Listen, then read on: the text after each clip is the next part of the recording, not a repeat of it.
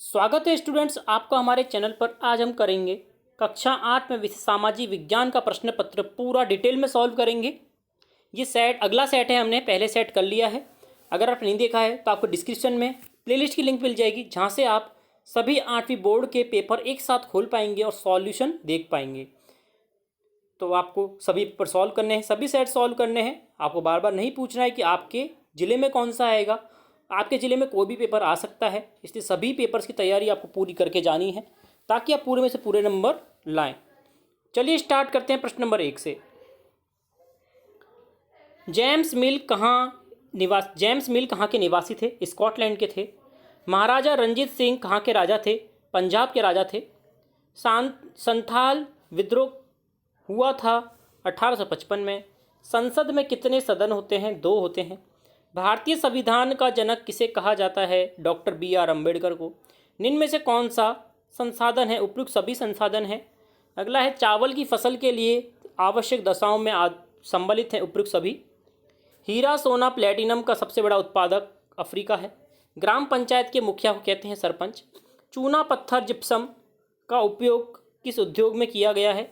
Cement उद्योग में। अगला है, निम्न में से हुडा सम्मेलन की अध्यक्षता किसने की है? महाराणा जगत सिंह द्वितीय ने। अगला है, सही मिलान करना है। वैदिक फार्म द से मिलाएंगे मृदा संरक्षण से। जल ग्रह पृथ्वी से मिलाएंगे। मांस को मिलाएंगे टुंडा संपत्ति। गिद्ध को मिलाएंगे अपमार्जक को। और सामुदायिक भूमि को मिलाएंगे साझा संपत्ति संसाधन से। रिक्त स्थानों की पूर्ति करनी है। पहला है, वर्ष 2005 आ जाएगा से घरेलू हिंसा महिला सुरक्षा कानून लागू हुआ। यहाँ पे आएगा हाशिएकरण का मतलब होता है जिसे किनारे या हाशिए पर ढकल दिए जाए। अगला है, आदिवासी अक्सर अपने पुरखों की गांव और प्रकृति की उपासना करते हैं। अगला, सरकारी एवं निजी अस्पतालों में कैशलेस इलाज हेतु चिरंजीवी योजना प्रारंभ की गई है। प्रश्न नंबर 14 है, जनसंख्या पिरामिड है। एक देश के जनसंख्या संगठन का अध्ययन करने की एक रुचिकर विधि जनसंख्या पिरामिड है। यह जनसंख्या के आयु लिंग संगठन का आलेखीय निरूपण होता है। प्रश्न नंबर 15 है, सांगानेर अंतर्राष्ट्रीय हवाई अड्डा कहाँ पर है? जयपुर जिले में है। राजस्थान में चलने वाली आर्थिक क्षेत्र की 2 योजनाएं बताइए। पंडित दीनदयाल उपाध्याय ग्रामीण कौशल योजना और भामाशाह योजना। अगला है, राजस्थान की नील जनजाति, ये नील नहीं आएगा बच्चों, यहाँ भील जनजाति है, ये गलत है। भील जनजाति कहाँ निवास करती है, किन जिलों में निवास करती है? भील जनजाति आएगा बच्चों, ये भील जनजाति है। बांसवाड़ा, डूंगर, प्रतापगढ़ और सिरोही, और कुछ क्षेत्र उदयपुर के भी आते हैं। अगला है, नील की खेती के लिए कौन सी जलवायु उपयुक्त होती है? नील की खेती के लिए उष्णकटिबंधीय जलवायु उपयुक्त होती है। प्रश्न 19 है, भारतीय धर्मनिरपेक्षता क्या है? भारत में राज्य खुद के धर्म से दूर रखता है।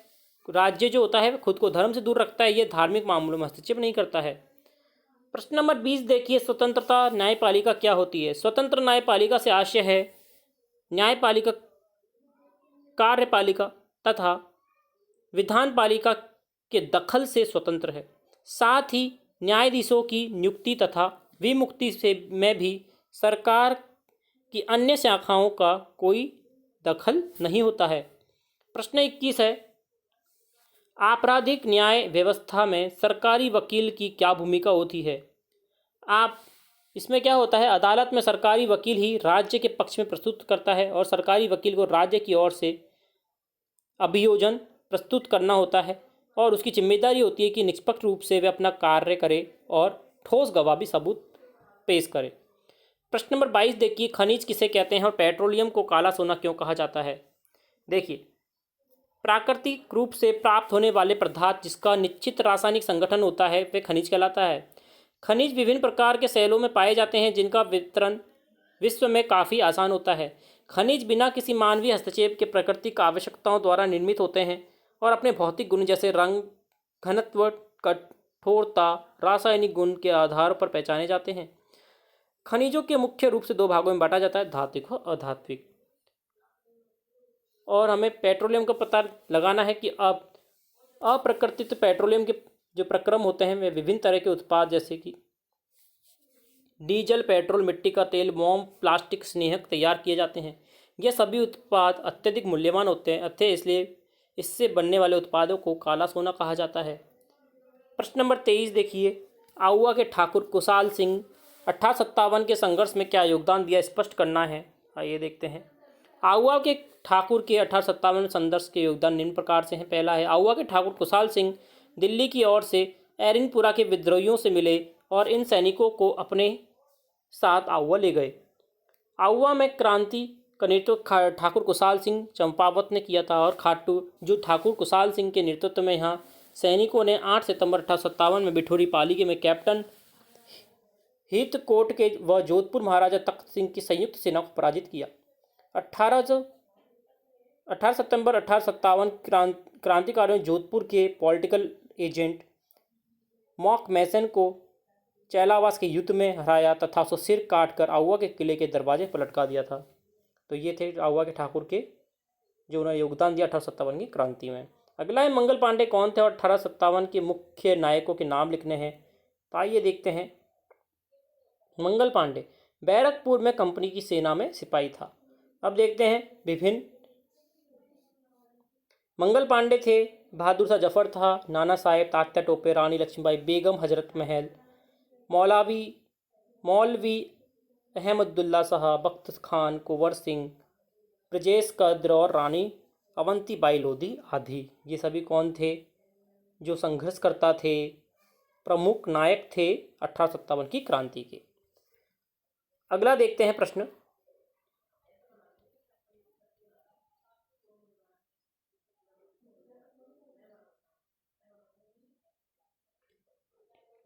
ज्योतिराव फुले के सामाजिक विचारों तथा लड़कियों को स्कूल न भेजने के पीछे लोगों के पास कौन कौन से कारण थे। आइए देखते हैं 25वें का उत्तर। ज्योतिराव फुले, उन्होंने लड़कियों की शिक्षा का समर्थन किया। उन्होंने महाराष्ट्र में लड़कियों के लिए स्कूलों की स्थापना की।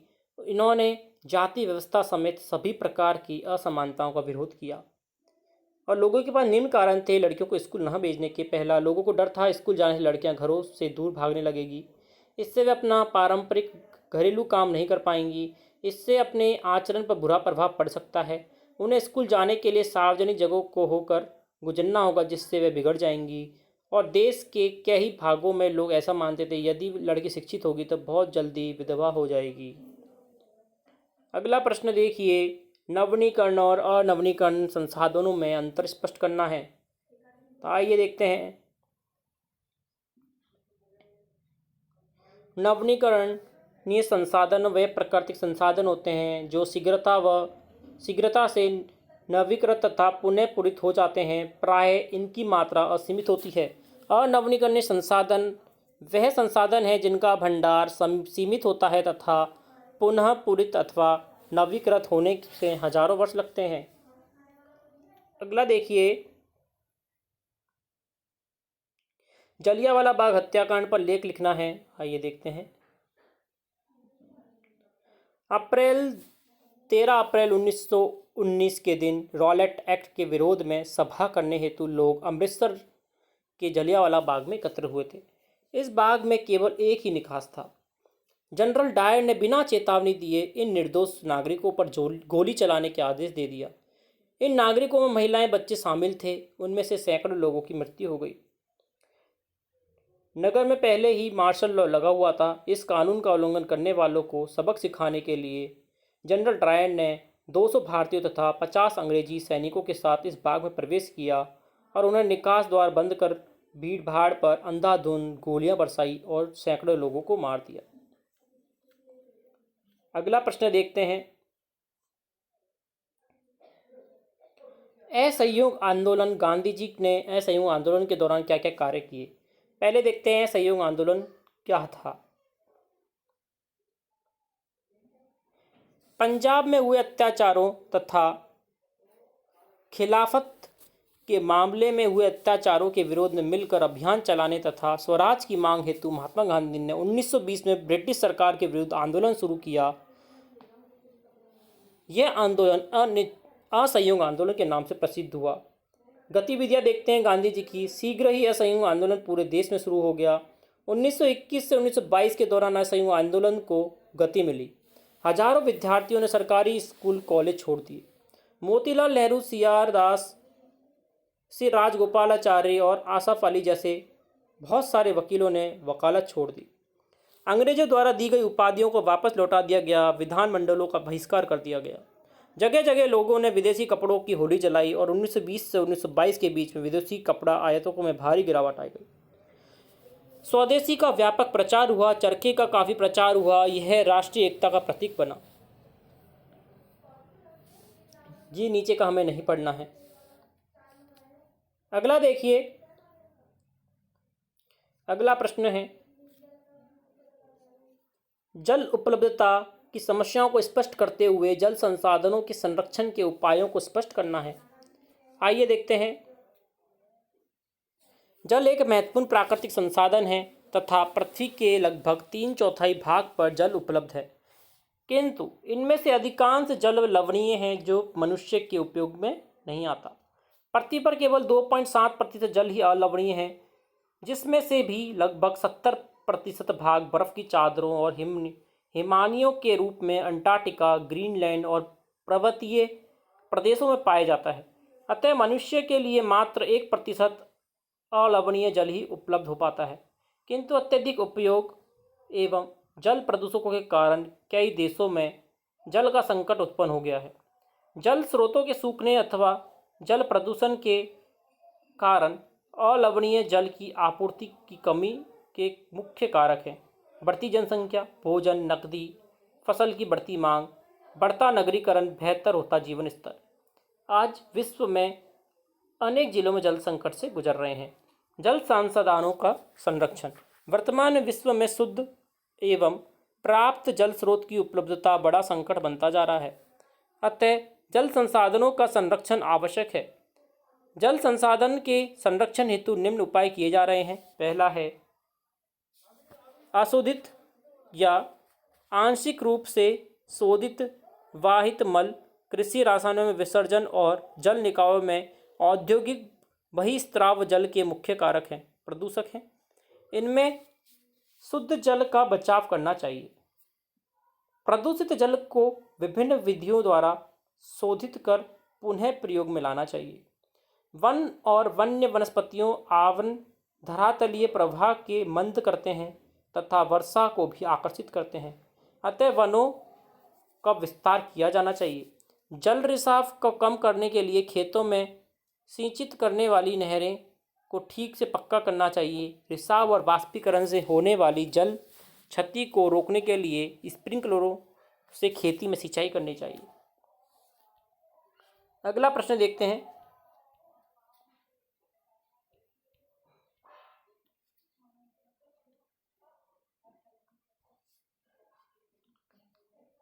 अगला प्रश्न देखिए, हम इसमें से नीचे वाला करते हैं 30 में। वाणिज्यिक कृषि और निर्वाह कृषि में हमें अंतर बताना है। तो देखिए, आइए देखते हैं।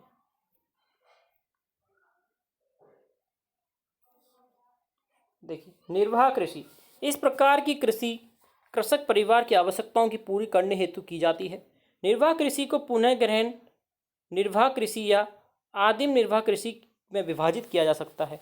गहन निर्वाह कृषि में अधिक श्रम व संसाधनों से वर्ष में एक से अधिक फसल बोई जाती है, जबकि आदिम निर्वाह कृषि में स्थानांतरी कृषि और चलवासी पशुचारण शामिल है।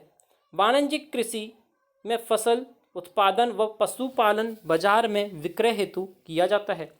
वाणिज्यिक कृषि में वाणिज्यिक अनाज कृषि, मिश्रित कृषि और रोपण कृषि भी शामिल की जाती है। अब हमारा लास्ट प्रश्न देखते हैं, जो कि हमें मैप का प्रश्न है। राजस्थान के मानचित्र में हमें 5 स्थान बताने हैं। अजमेर, कोटा, उदयपुर, जोधपुर, दौसा, बांसवाड़ा। मैं आपको सारे बता देता हूँ ताकि कोई भी मिले एग्ज़ाम में आपको। देखिए, ये हमारा राजस्थान का मैप है। जयपुर इसकी राजधानी है। जयपुर के बगल में देखिए सीकर, नागौर, अजमेर, टोंक, बूंदी, सवाई माधोपुर, दौसा, करौली, बारां, कोटा, झालावाड़, राजसमंद, भीलवाड़ा, चित्तौड़गढ़ है, प्रतापगढ़, बांसवाड़ा, डूंगरपुर, उदयपुर, सिरोही, पाली, जालोर, बाड़मेर, जोधपुर, जैसलमेर, बीकानेर, चूरू, झुंझुनू, अलवर, भरतपुर, धौलपुर, हनुमानगढ़ और श्रीगंगानगर। इस प्रकार से हैं ये सारे हमारे 33 जिले। तो आपको ये सभी लर्न करने हैं। तो स्टूडेंट्स, ये था हमारा पूरा पेपर, कक्षा 8 सामाजिक विज्ञान का अगला सेट। इससे पहले हमने सेट कर लिया है। अगर आप नहीं देखा है तो लिंक डिस्क्रिप्शन में मिल जाएगी, जाकर देखिए, पूरा सॉल्व करिए और पूरे में से पूरे नंबर लेके आइए। तो जुड़ रहिए, चैनल से लाइक करें, शेयर करें दोस्तों के साथ, सब्सक्राइब करें चैनल को अगर नहीं किया है। धन्यवाद।